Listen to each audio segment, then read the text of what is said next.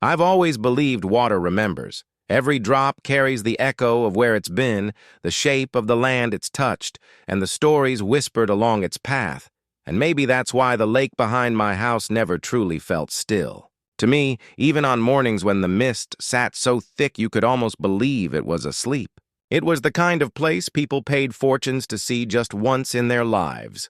But for me, it was the view I poured my coffee to every day, the horizon rippling under the weight of the dam I had quietly and very deliberately purchased years ago, a dam no one in the HOA even knew I owned, because some things are best kept in the shadows until the time is right. Back then, I was the quiet neighbor, the one who nodded politely at board meetings but never volunteered, never pushed, never argued, just observed, listening as they bickered over mailbox paint colors and lawn heights, all while I understood something they didn't. That the entire shimmering jewel of a lake they built their reputation on wasn't theirs to command. It was mine to unleash or withhold, mine to preserve or destroy. And that kind of knowledge changes the way you breathe in a room. So when the first rumblings started, talk of expanding community amenities and increasing the tax base with premium lakeside development, I knew exactly where it would lead, because greed is as predictable as gravity. And, sure enough, within months, they unveiled their grand plan. 120 luxury cabins along our lakefront, each promising panoramic views and exclusive water access for the wealthy outsiders they planned to sell them to, and while the crowd clapped and nodded at the glossy renderings, I felt that old, cold current of the lake's memory stirring inside me. Because I knew every one of those cabins would sit where old-growth trees had stood for centuries, where deer paths curved down to drink at dawn, where the loons nested in the reeds, and where I had fished with my father on quiet summer evenings. The board, of course, didn't ask for my opinion. They didn't even acknowledge me as a stakeholder in anything beyond my own property line, but I smiled and let them think they were steering the ship, even as I started pulling the old files. From my safe, the brittle paper deeds and the original county engineering schematics for the dam, documents that proved not just ownership, but control of the single mechanism keeping their precious lake in existence. I began to notice the shift in the air after that, subtle at first, the sound of chainsaws clearing shoreline brush, surveyors hammering stakes into the earth, trucks hauling in pallets of lumber and rolls of synthetic turf, and I watched without a word, because sometimes silence unnerves people more than shouting. They sent me a letter. Eventually, some boilerplate nonsense about temporary access to my dock area during construction, as if the lake itself were theirs to borrow, and I filed it neatly away, a paper ember in the growing fire I was building. I made a point of being seen walking the shore at odd hours, stopping to take long photographs of the tree stumps and exposed soil where the first cabins would rise, knowing full well they were watching me as much as I was watching them. And I began to wonder if any of them had yet realized that their project's foundation, quite literally, rested on a gate valve and spillway controlled by a rusted key in my desk drawer. The funny thing about leverage is that it doesn't announce itself until the moment it's used, and by the time the cabins were half built, with buyers already lined up and deposits paid, I had decided exactly how and when to turn it. But until then, I kept the mask on, friendly, unassuming, the harmless neighbor who just happened to live at the farthest end of the lake. While inside, I counted the days like a jailer with a ring of keys, waiting for the right storm, the right headline, the right moment when opening that dam would be more than an act of vengeance.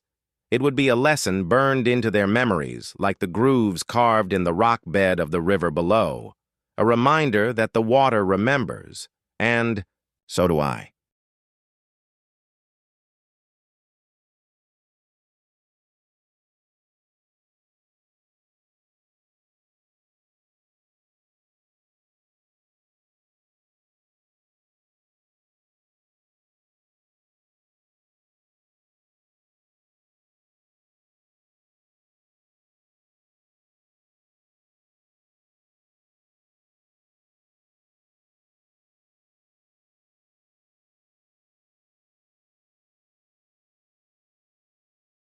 By the time the skeletal frames of the first 10 cabins began to rise from the earth, the lake's voice had changed. It no longer lapped gently against the shore. It slapped, as if resentful of the pilings driven into its bed. And I could feel the vibration through the soles of my boots when I stood on my dock, the hum of machinery gnawing at the edges of the peace that had once defined this place.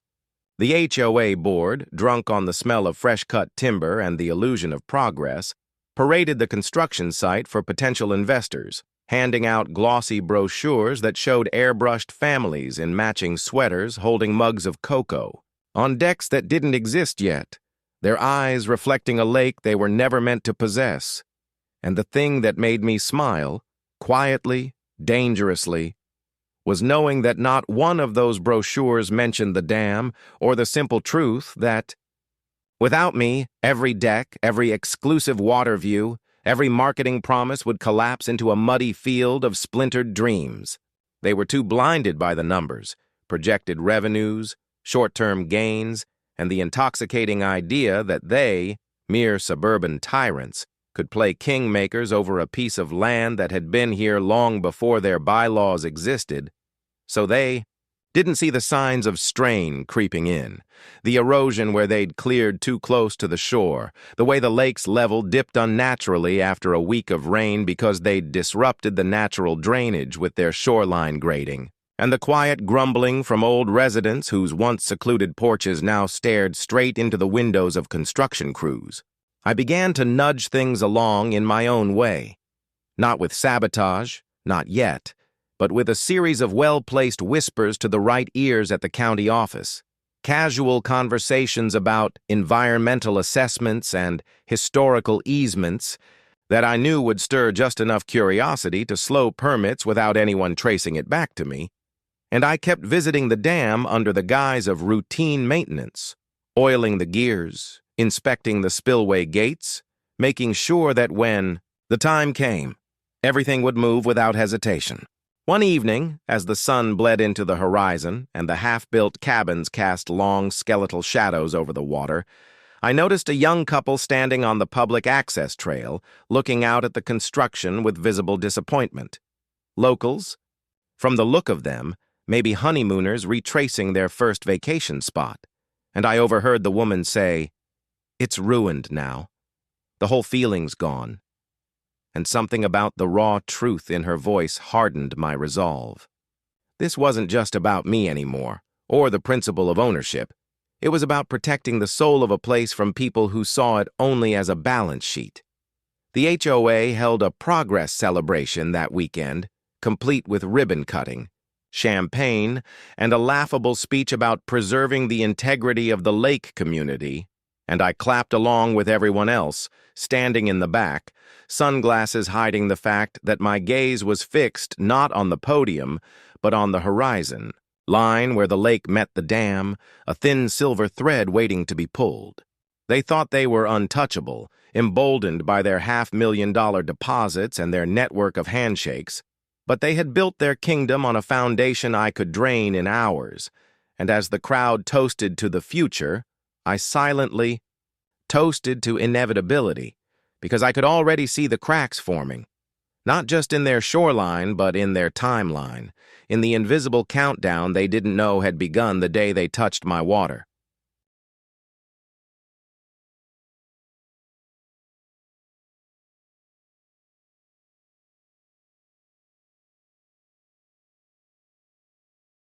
By midsummer, the cabins were no longer skeletons.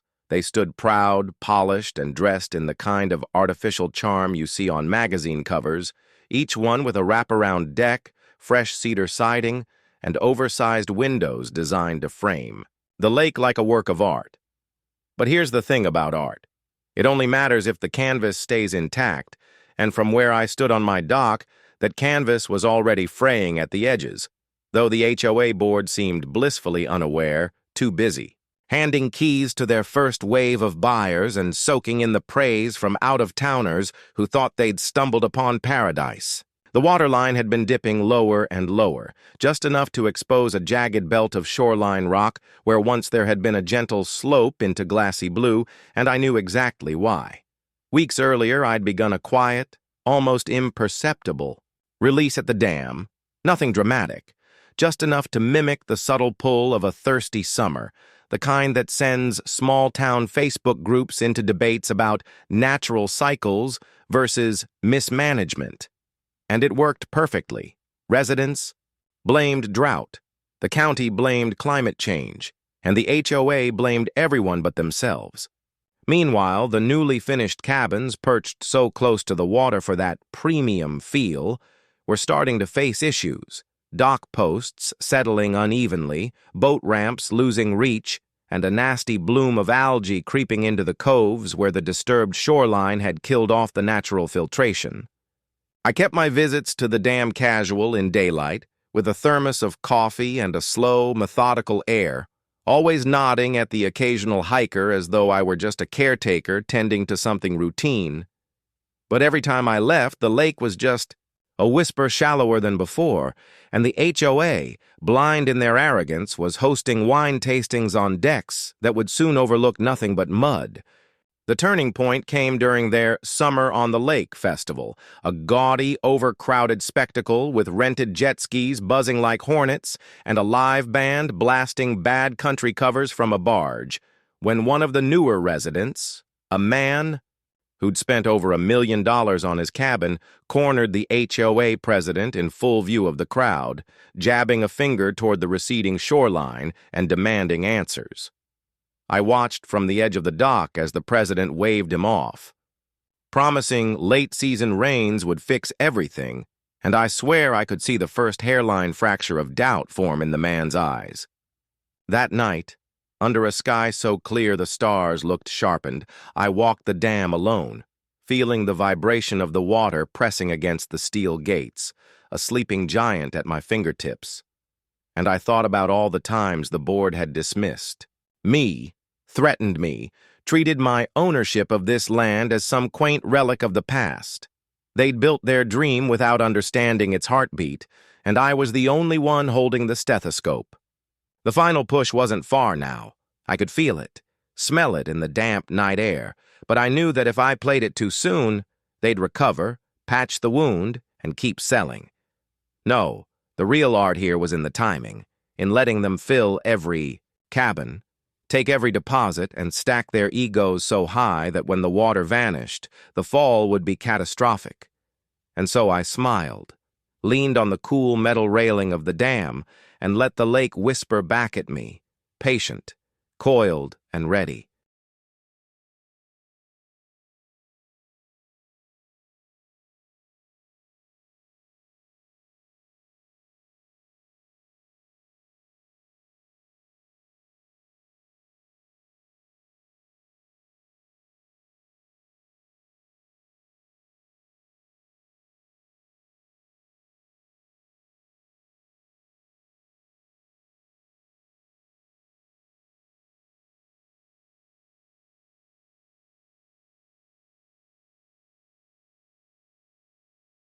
It was the kind of morning that tricks you into thinking nothing bad can happen.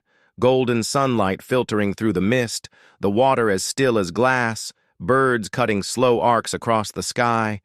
But I wasn't fooled. I knew this was the day. The lake's quiet would end, the day the HOA's pride would turn to panic, the day the sound of rushing water would rewrite the map of this place forever.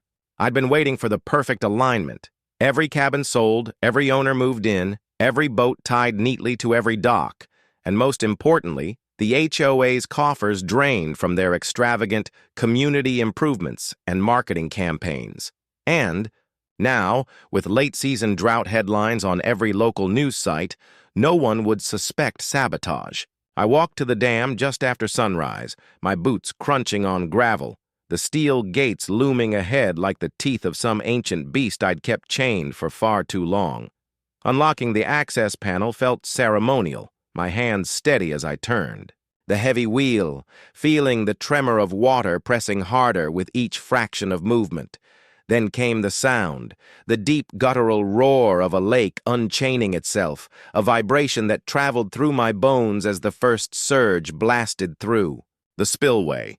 White froth tearing downstream like it had been held hostage. The drop in water was slow enough that the festival goers on the HOA's calendar that day didn't notice right away, but by mid-morning, as families gathered on their decks and sipped coffee, they began pointing, first at the docks, where the water had slipped away from the posts, leaving them tilting like crooked teeth, then at the broadening strip of cracked mud ringing the shore.